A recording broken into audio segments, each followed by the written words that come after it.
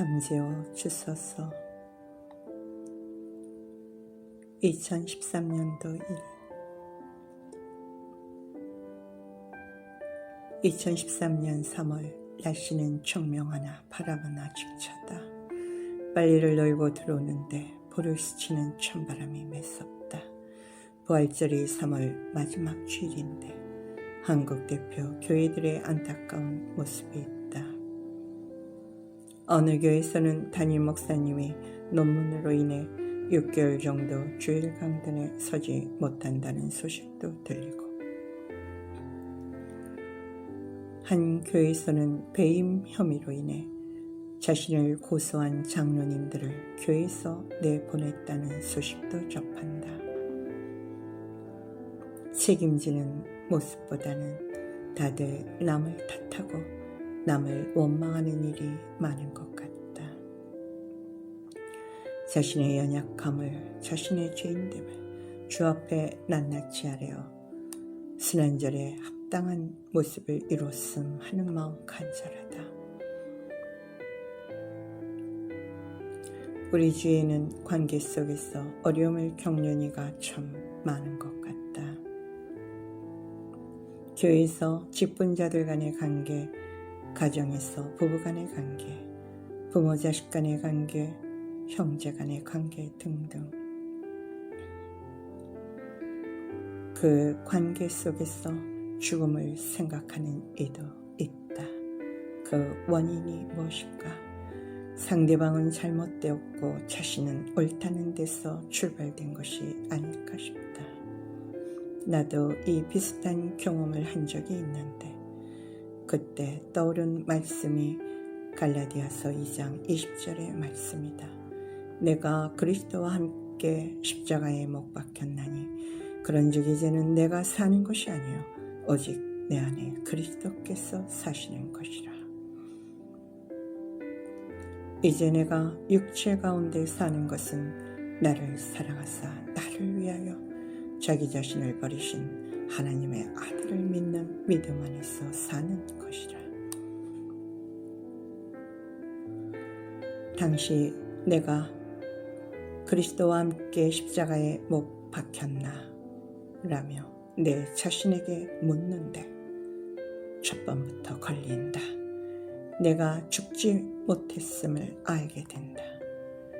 내가 죽었더라면 그 어떤 감정도 느끼지 못했을 터인데, 내가 살아있으니 갖가지의 감정이 나를 휘몰아치는 것 아니겠는가. 죽은 자는 말이 없다.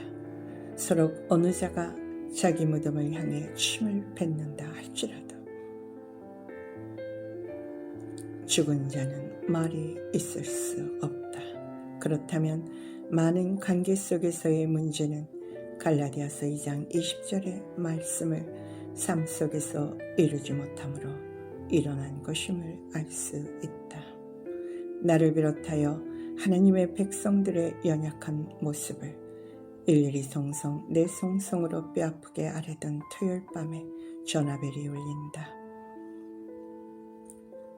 어머니, 괜찮을까요? 뉴스를 보고 전쟁이 날까봐 걱정이 된다는 네덜란드의 작은 아들 네의 전화이다. 요사이 북한이 핵실험을 했다고 TV에서 연일 방송을 한다. 만약 저들이 핵으로 무기를 만든다면 핵이 없는 남한으로서는 아닌 게 아니라 큰일이다.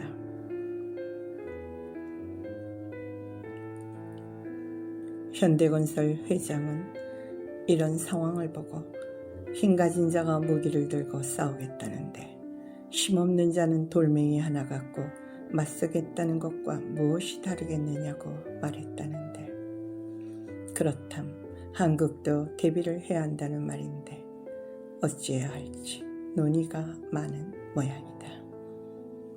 나는 아들 네에게 역사의 주관자는 하나님이시므로 걱정하지 말고 우리 자신을 돌아보면서 주께 의탁하자고 말했다.